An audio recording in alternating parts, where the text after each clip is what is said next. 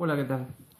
Quería invitarte a reflexionar, que puedas reflexionar conmigo desde el punto de vista bíblico, desde el punto de vista mesiánico, sobre todo. Si es que vamos a hacer honor a la verdad, entonces tendríamos que hacerlo de esta manera, ¿no es cierto? Hoy quiero hablar sobre un tema basado en un versículo bíblico que seguramente lo escuchaste en algún momento o lo leíste en algún momento en tu Biblia. Aquel famoso versículo bíblico que dice que no tenemos lucha contra sangre ni carne, sino contra principados, potestades, huestes y gobernadores de las tinieblas en las regiones celestes. Este pasaje bíblico nos ilustra y nos revela que hay, en primer lugar, una batalla espiritual y que también hay espíritus que pelean, ¿no es cierto?, en contra nuestra. Si nosotros nos ponemos a pensar, a reflexionar sobre esta idea, por ahí no podemos llegar a imaginar que es algo ficticio o es solamente una idea, algo así como la guerra de las galaxias, en un ámbito mental únicamente, o abstracto, ¿no es cierto?, fuera de nuestro ámbito en el cual nosotros nos movemos a diario. Entonces, el versículo bíblico y el pasaje bíblico nos parece intrascendente para nuestro cotidiano vivir. Sin embargo, reflexionando más profundamente y si queremos llegar a entender esto, nos damos cuenta que así como nosotros somos gobernados por nuestro propio espíritu, el Espíritu Santo, según la Escritura, vive dentro de los que creen en Yeshua, el Mesías. Entonces, Él es el que gobierna la vida de los creyentes. ¿Y qué pasa con la vida de los no creyentes? ¿Quién la gobierna? Es una buena pregunta. Entonces, ahí este pasaje bíblico empieza a cobrar un sentido diferente. Nos damos cuenta que aquella lucha contra sangre y carne también es una lucha física. No tenemos lucha directa contra la sangre y la carne, es decir, contra otro ser humano. No hay una guerra santa en la cual yo tenga que venir con una espada y arrancarle la cabeza a mi enemigo.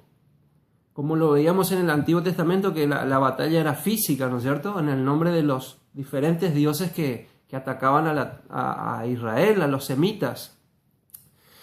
Hoy día, por una cuestión de derechos humanos y leyes humanitarias, es que no estamos llegando a ese nivel de guerra, pero si profundizamos escatológicamente, también nos damos cuenta que en el Armagedón va a llegar a ser una cuestión física.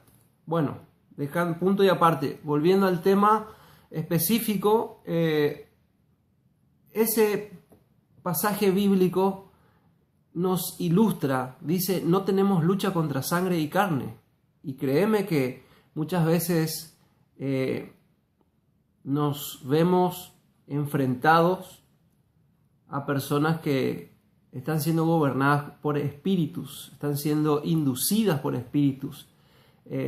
Yo creo también que hay muchas personas que están poseídas, ¿no es cierto? Es una posesión no como la película El Exorcista. Sin embargo, dentro de aquellas personas habita otro espíritu que no es el Espíritu Santo precisamente. ¿Cómo puedo llegar yo a esta conclusión? Y justamente por digamos, la adversión, el rechazo, ese conflicto que produce la palabra mesiánica en el ser humano. Primeramente, cuando lo vamos leyendo y vamos viendo nuestro error en la Biblia, ¿no es cierto?, empieza a producir cambios en nuestra vida. Nos empieza a llevar a un campo en el cual tenemos que decidir renunciar y dejar aquellas cosas que practicábamos, porque había sido, en este libro de reglas de fe y conducta que es la Biblia, nosotros damos cuenta que estábamos pecando, estábamos cerrando el camino, estábamos equivocándonos y nos estábamos volviendo enemigos de un ser todopoderoso al cual no podemos vencer. Entonces, a través de la Escritura nosotros nos asociamos, recuperamos la comunión con nuestro Creador y vamos obedeciendo lentamente esos consejos bíblicos que permiten que nosotros seamos libres de aquellos espíritus que anteriormente gobernaban nuestras vidas.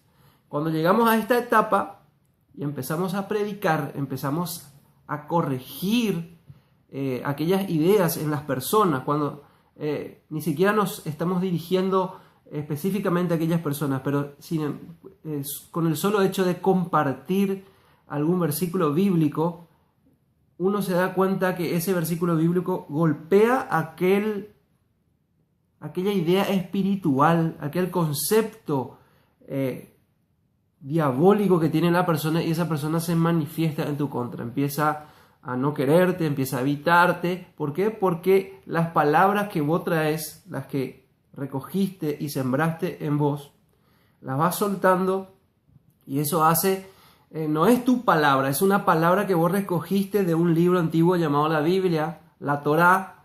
Entonces de ahí recoges esa palabra que es espíritu, según la misma Escritura, y cuando vos liberás eso, golpea a la otra persona, es mejor dicho, al espíritu que gobierna a esa persona. El gobierno de nuestro ser, lo que gobierna nuestra vida, ¿qué son? Son las ideas, son los pensamientos, son los sentimientos. ¿Y qué pasa si albergamos ideas, pensamientos y sentimientos equivocados, incorrectos? ¿Quién está gobernando entonces nuestra vida? Si son los pensamientos, es mi credo, es lo que yo creo. Si yo creo esto, hago esto. Si yo no creo, no lo hago. Porque nosotros somos el resultado de lo que creemos. Entonces, cuando uno libera la palabra, esa palabra va y golpea aquellos pensamientos, aquellos sentimientos, aquellos espíritus que gobiernan a la persona. Entonces, cuando este versículo lo volvamos a leer y lo vemos, decimos, no tenemos lucha contra sangre y carne, y nos damos cuenta que esos espíritus, esos gobernadores, huestes, muchas veces son las que inducen a las personas, y otros espíritus que viven en las personas, y que se siente un choque y se siente un rechazo justamente cuando nosotros empezamos a compartir la palabra. Hagámonos fuerte, tratemos de anunciar el Evangelio con gracia, con poder, y hagámoslo a tiempo y fuera de tiempo, como nos dice también en Timoteo, ¿no es cierto? Que prediquemos, que anunciemos, y que por amor a aquellas almas, así como algún día alguien también lo hizo, y esa semilla, esa palabra fue calando en nosotros hasta que germinó y pudo ir transformándonos hasta llegar al punto de entender y comprender que lo que está escrito ahí es para nuestro bien. Espero te haya servido esta reflexión y nos vemos la próxima. Shalom.